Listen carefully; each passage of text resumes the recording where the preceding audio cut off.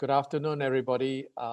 Welcome back for our teacher experience sharing session 2.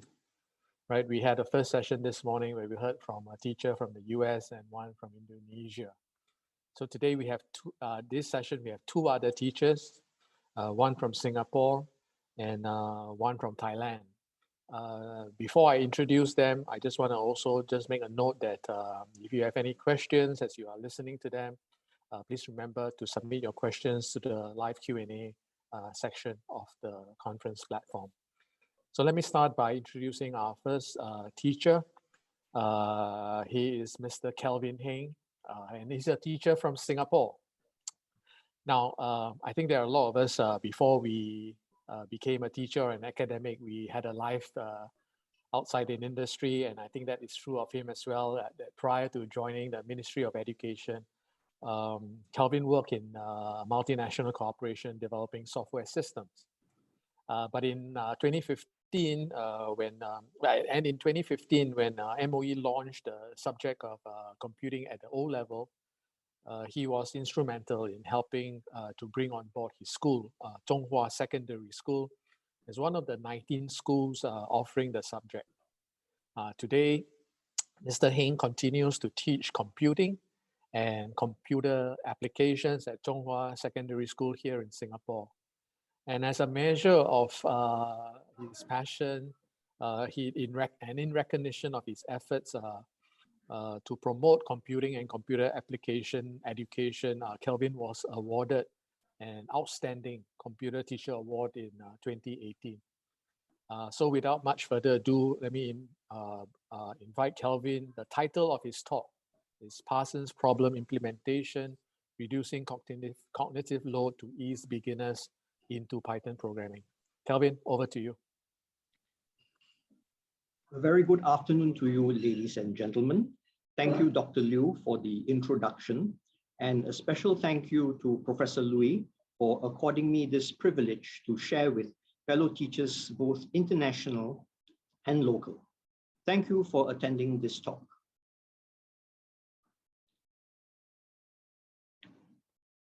I will be sharing with you with how I use Parsons problems to help some of my secondary school students learn Python programming. And I refer to these students as the students in my school who are taking computing at O levels.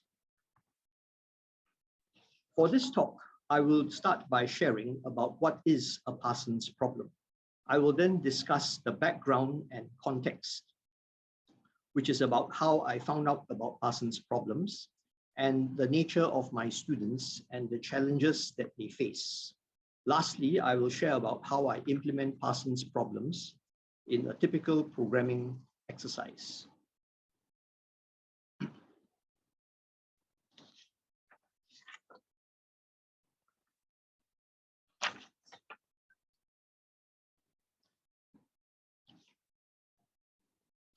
Now, this slide shows the thinking process when a student is given a programming problem with a programming solution as the end product.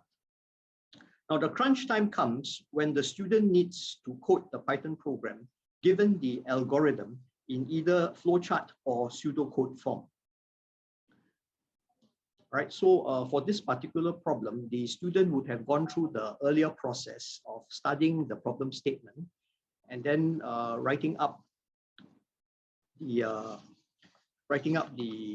flowchart, and then after that he would be required to write the Python code. However, for some students, they face a challenge of translating the algorithm into the Python code.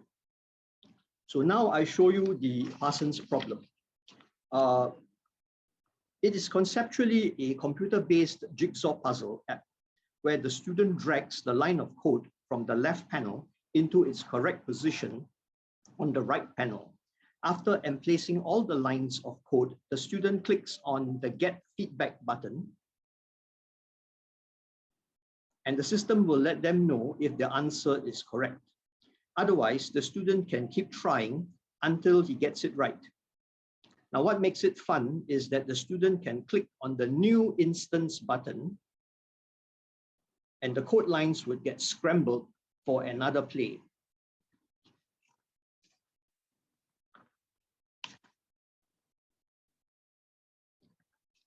Now, this next slide shows you that the student has completed the exercise and the screen gives a green shade to the right panel.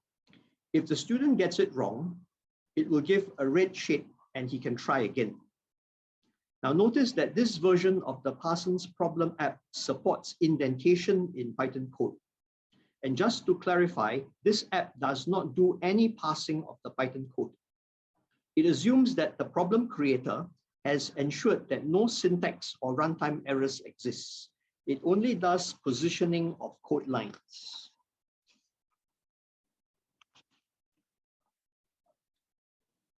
Now let's discuss the background and the context of this issue.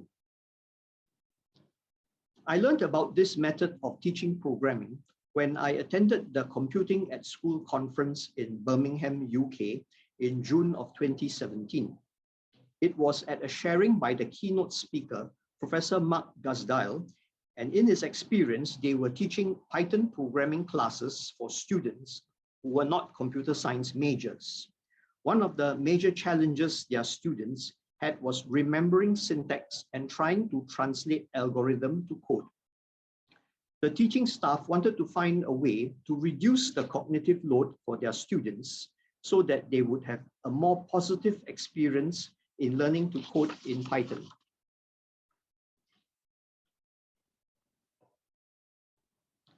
So here I was in the lecture room with hundreds of computing teachers from the UK listening to Professor Mark Gazdiel talk about handling his first year uni students learning Python.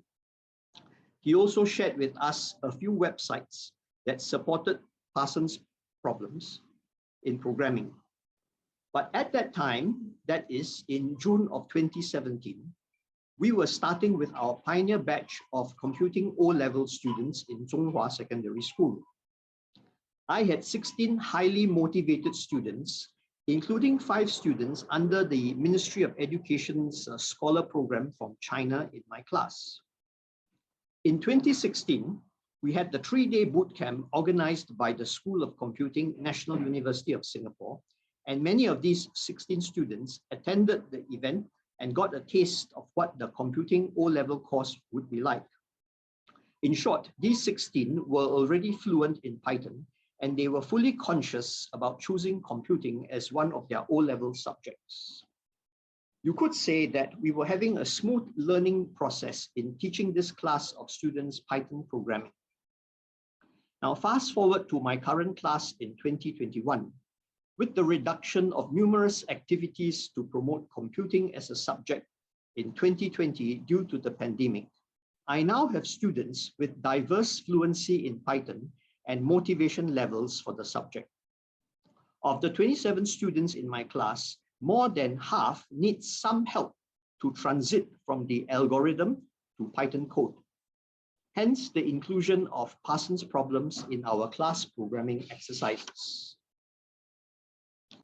Let me now talk about the implementation of the Parsons tool in my programming classes. Now, here is a list of things needed to build a programming exercise for my students.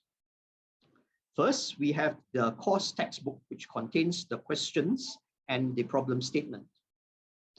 And next, we use the Cosmology Learning Management System that was developed by NUS School of Computing.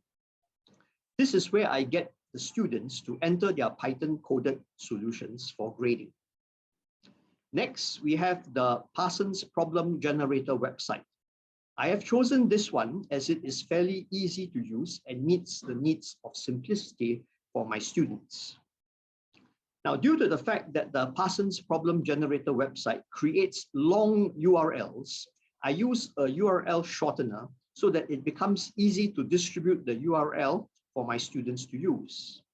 And last but not least, I also use a QR code generator to graphic the URL so that those students who like to use their mobile phone can join in the Jigsaw Puzzle Fun too.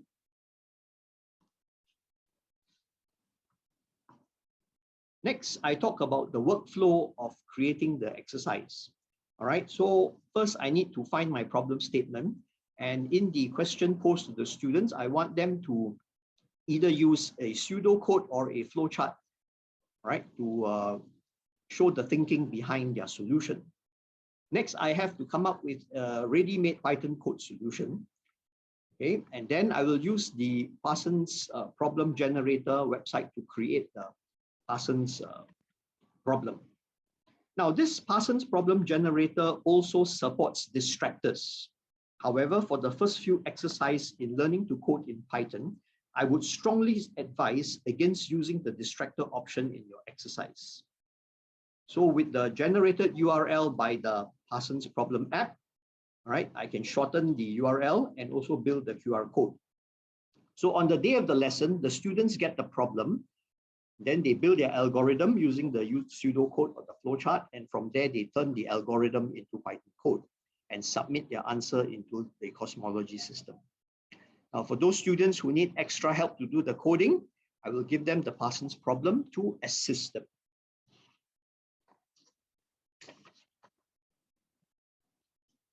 Now, here are some challenges which I have gathered over the past few months.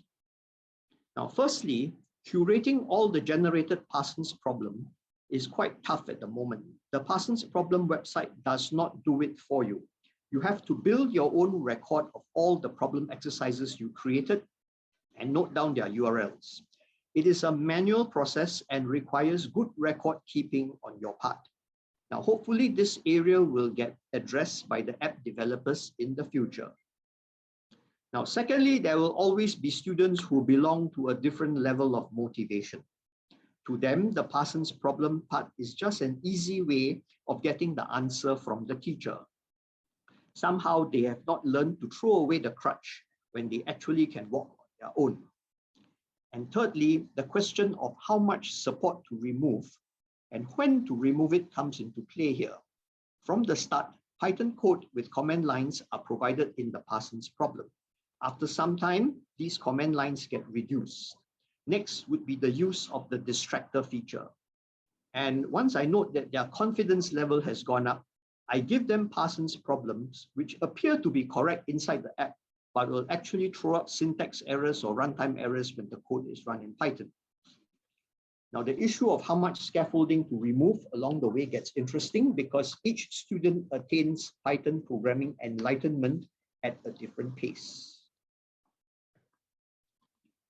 Now, in conclusion, by putting in Parsons problems for my Python programming classes has proved beneficial for a majority of my students at the beginning stage of their learning to program in Python. But for attaining long-term fluency in Python programming, they must still face the grind of coding practice on a variety of problems.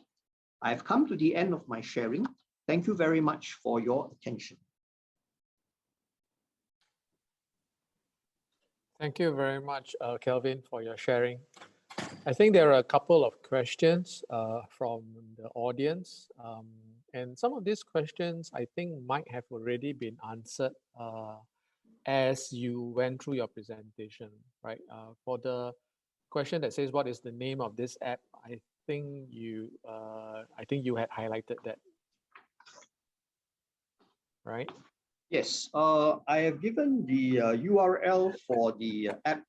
If you read from the URL, it's called parsons.problemsolving.io. Okay. Now, there are many other apps available as shared by Professor Mark Gazdile.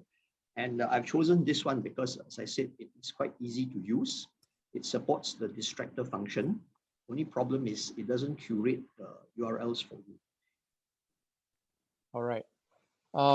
The other question that came through was, since the focus is on logical reasoning, will you consider including distractor lines? Yes, I did address this. The app does support distractor lines. And this one, I will do it as I notice the confidence levels rising in my students. All right, so this one was an eventual addition to the Parsons problems that I created for them. Okay, all right. Another question, sorry, go ahead. yeah, as I see here, the third question asks about solutions that have more than one solution. As I said before, this was only happening at the beginning stages of their learning to program in Python. All right. And as I also told my students, all right, for those of them who do not need any assistance, they are highly fluent coders of Python. All right, they can submit their answer directly into the cosmology system, and the cosmology system will judge the value of their work. However, this is only for students who are totally lost, right? Some of them can't even spell Python.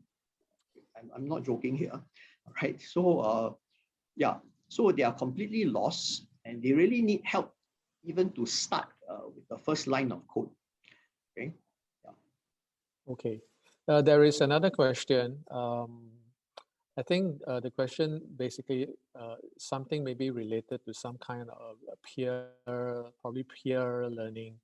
Have you considered the situation where students create their own Parsons problem for their classmates, so students can see multiple ways to solve a problem?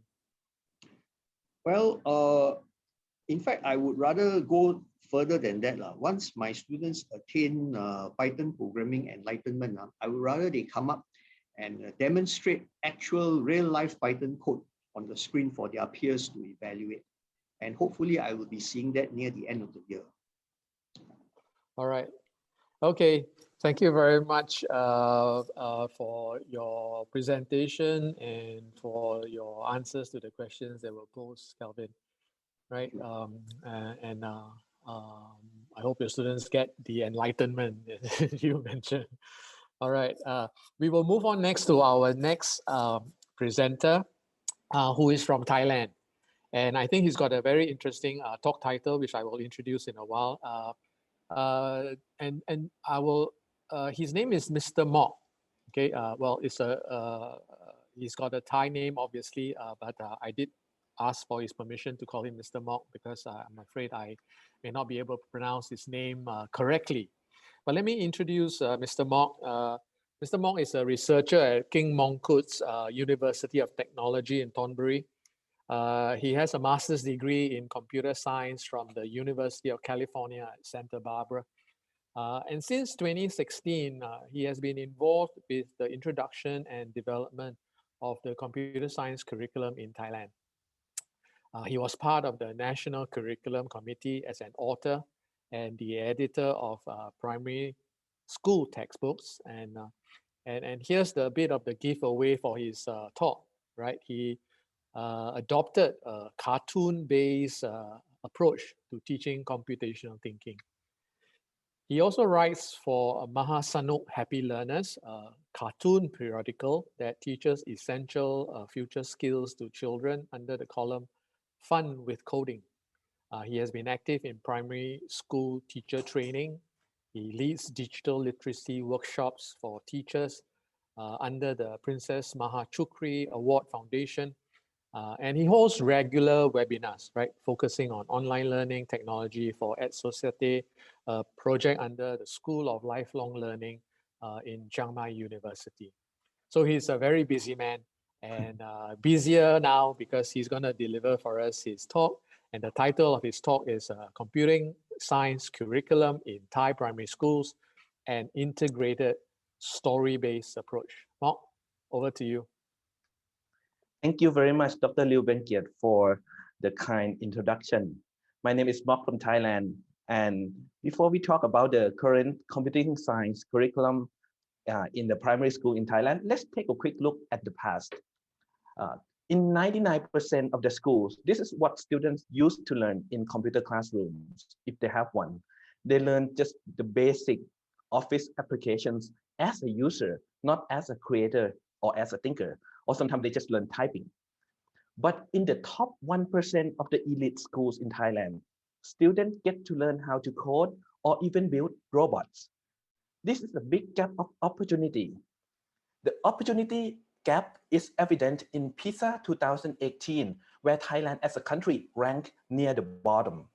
But a few science-focused schools are performing very well, right up there in the top 5. So we needed a new kind of philosophy for computer education. It should not just be for rich kids who want to become computer engineer, but for everyone, whether they want to become a programmer, a farmer, a doctor, or an artist, because they all have to grow up to live in a digital world.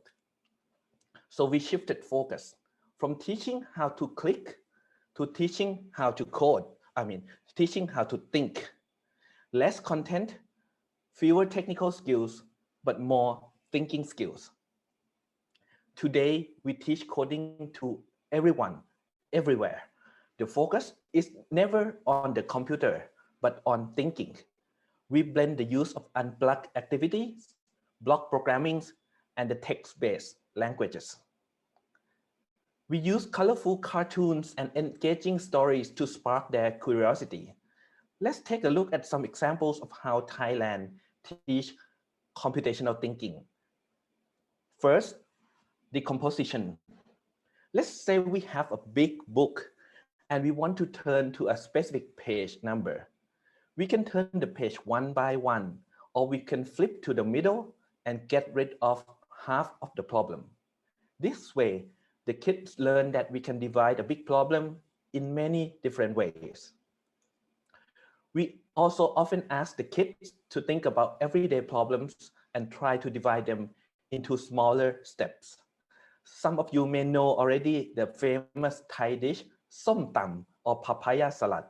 We have three basic kinds of som tam, the kind with crab and the kind without, for example. Each of them has specific steps, some steps that are similar, some steps that are different. And the identification of similar steps here can be useful for the next skill, which is pattern recognition. In this example, the robot has to walk 5 times to the right and distribute N95 masks to combat the dust problem or the COVID-19. What a time to be alive, right? So we represent the loop with a ring binder like this one. This was inspired by a real-life tangible object like a desk calendar that you can see here in the slide. We remind students that multiple commands can be put inside the same loop, such as this program to draw a meatball skewer. Wow, delicious, right? You draw a circle, then you move the pencil a little bit, and then you repeat this step 3 times. Finally, you just draw a stick. Wow, delicious. And similar steps can be taken to to make a beautiful bead bracelet. Did you notice how we intentionally design various kinds of activities to appeal to both boys and girls? Next, let's talk about the powerful concept of computational thinking called abstraction. In a triathlon, we have like swimming, biking, and running. Kids learn how to use a tree diagram to enumerate all possible orders of these sports in order to train them in all different orders. They also learn to plan their travel using a network diagram with vertices and edges, just like a graph in computer science. Now let's look at algorithm. Starting from grade 4, they learn that a problem can be solved by different algorithms with different levels of efficiency. Let's say they pick 3 kinds of fruits for their grandmother, but the doctor says that grandma cannot eat mangoes because too much sugar. So this is one way that they can separate the fruits for grandma. And this is another way, also correct, but needed only 2 containers. We try to use fun toys from around the world to teach them computational thinking. And here's one of the winners. Kids love Matryoshka. We ask them to sort the dolls by size, but don't just sort them, but they must write out the steps, the precise steps, using a prose, a pseudocode, or flowchart. This is how they learn the concept of algorithm. Let's take a step back and look at the overall strategy here. We know that learning computational thinking makes better coder. But that's actually not our main goal. In fact, it was the other way around. Kids love coding because it is so much fun. So we use coding as a tool to teach computational thinking, which is considered an essential life skill. You've seen how we teach these 4 pillars of computational thinking. I like to note, however, that although the kids learn about the concepts, they do not learn about the technical terms until 7th grade. Because in the primary school level, we focus on the fundamentals. These fundamental skills serve as a solid ground on which computational thinking can flourish, such as trials and errors, sequential thinking, systematic thinking, and logical reasoning. Let's see some examples. For trials and error, for every problem, we try to ask the kids to come up with multiple different answers, no right or wrong, but just compare them. When they solve like a simple maze, to just walk to the ice cream shop and buy ice cream, they don't just draw with a pencil the path they take, but they also put the steps in writing using words, symbol, or picture cards like you see here.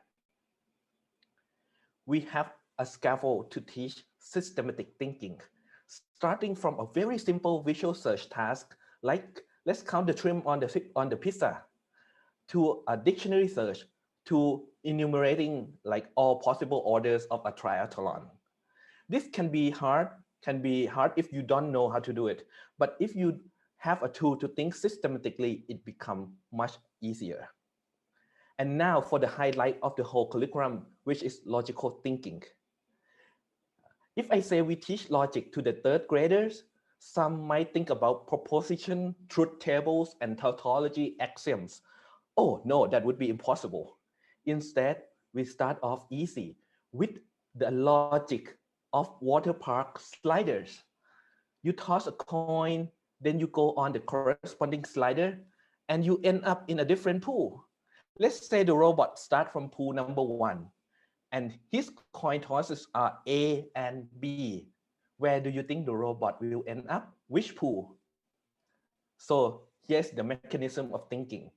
Just like logic, you follow a set of rules, have some fun, and then you get the result. Here's another more engaging, more challenging example from the 5th grade.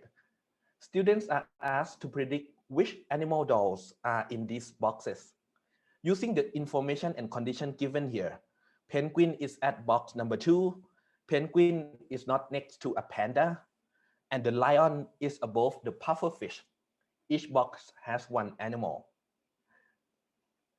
So to some students, a puzzle like this looks like an IQ test, which is intimidating. But that's actually not the intention. Everyone can solve it, we believe, with simple techniques of logic and some perseverance. One reason that we focus on logic is that logic and conditions make good programmers. Are you familiar with Thai duck noodle soup? You can make the soup in many different ways, with flat noodles, with small noodles, right? We can represent this condition with an envelope. If the condition is true, then the robot opens the envelope and finds another command to follow, like boil the small noodles and put it in the bowl. Yummy. But logic and conditions is not just for cooking. Not just for coding.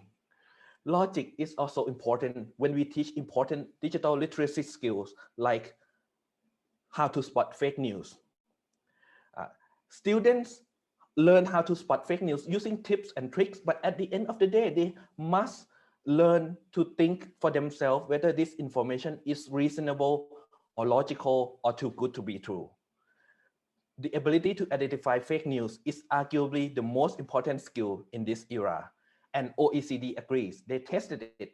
In PISA 2018, Thai students performed not very well on assessing the credibility of online sources.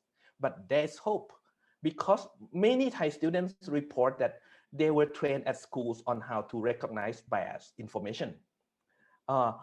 We just hope that learning logical thinking and computational thinking can help in this important area of digital literacy.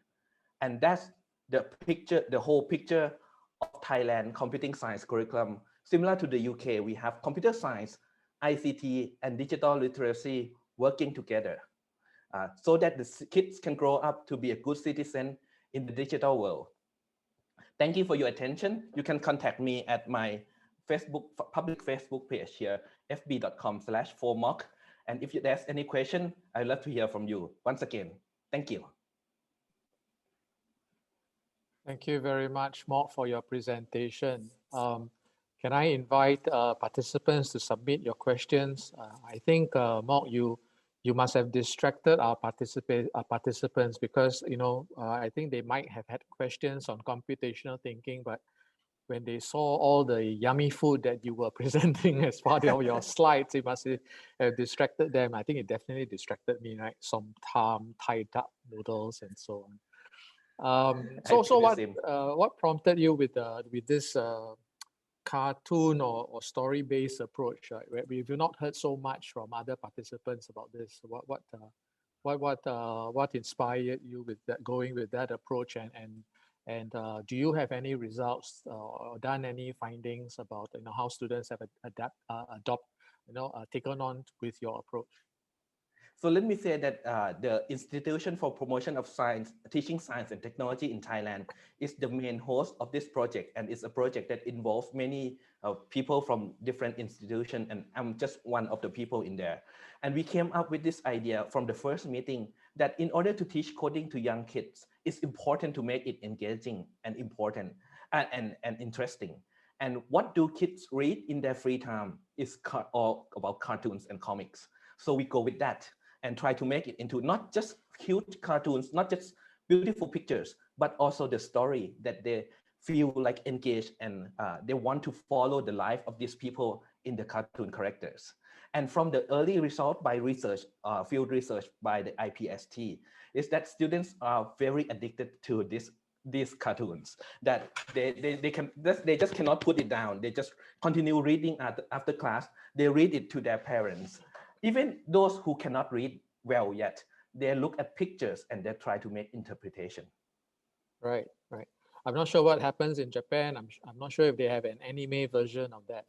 But we have a question from a participant. I think it must be a question from a teacher because, looking at all the cartoons and so on. The question is, how long did your team take to create the resources? Thank you for the question. 3 full years. The first year we create just two books for first grade and fourth grade. And then the next year we create 2 books. So we take 3 years to create 6 books for the 6 years of the primary schools. With researchers, teachers, and graphic designers. Okay. And how big a team would that have been? Oh, more than 30 people. More than 30. Okay. But the core team is about 10 people. But right. 10 people, researchers and teachers. Okay. There are other questions coming in now. I think they just probably gone past the food. Let's see. At which primary school year is this introduced? Is the curriculum available throughout all primary school years? Yes, it's all. It's available for all 6 years throughout the country, and this is the national textbooks that they all can get from the schools. Right. Another question is, I think some people are saying that they love the idea in the curriculum. It's very much related to their daily lives. Are the learning resources all unplugged? No, we focus on unplugged activities for the first 3 grades, grade 1 to 3. But for the 4th grade to 6th grade, we still have unplugged activities, but we also move on to block programming using Scratch mainly. Right. Okay. But we still have unplugged until grade 6, but we don't focus on them as much as the first 3 grades. Right. Thank you very much. Another question is this: how do teachers use the text in their lessons? They use the text for their daily teachings. Also, sometimes the kids read at home and then come to do activities in the school. And there is a supplement online material created by IPST, not by me, but by a big institution. They hire like top talented teachers to teach online on the camera, according to these lessons in the book, so that the kids sitting at home can just watch these videos and learn about each chapter in the book by themselves. Or sometimes some schools just turn on that video in the classroom, and the teacher and the students just learn together. And then some school will have follow-up activities. Right. Okay. Another question is, will there be some follow-up to the story-based approach to CT, like preschoolers learning coding? I would love to do it. I would love to do it. Right now, in the secondary schools, it's not story based yet, but because there's so much content. But we hope that this cartoon story can just go up to the secondary level as well. But for the preschoolers, I think that would be a great way to start them off with computational thinking education. Okay. Let me see. Another question is, how do you evaluate this system? So I think that's a good question, and we have national tests all the time for all the main subject. And this year, and starting from last year, computing science is one of the main core subject, Right. considered to be one of the sciences, similar to physics, mathematics, science. So it is evaluated to the standard for the whole country, and it remains to be seen the analysis of the result. Okay, good. That's good to know. Well, there are a lot of questions now. There's another question. Any limitation you have encountered due to using the Scratch platform, especially on the link to authenticity? The Scratch platform? Yes, of course, because most of the students love Scratch actually. But similar to what I heard from other teachers in the morning sessions, some students just prefer to jump into the text-based programming because they have experienced this enough already with the block programming. So, but I would say that's a minority of students, and that's not actually a problem because they just go ahead and learn Python if they want to anyway. But of course, Scratch, some schools prefer not to use Scratch. They use some other block-based programming like simulation program for the board, circuit board programming, or sometimes use code.org, which is excellent as well. Okay, good. So I think we might have to stop here because we're going to have a short break followed by the next session, which I encourage everyone to attend because we have a panel discussion. But I think there will be participants who are interested in what you are doing, and I think they would love to get a copy of it. I'm not sure if it's only purely in Thai. I don't know whether there's an English version. So perhaps I will ask the participants to reach out to Mok and connect up after the session now. After today's session. So with that, it leaves me to thank both Kelvin and Mok for their very interesting presentations. And we'll see you at the panel discussion. Thank you very much, everyone. Thank you so much for the opportunity. Okay. Thank you. Bye-bye.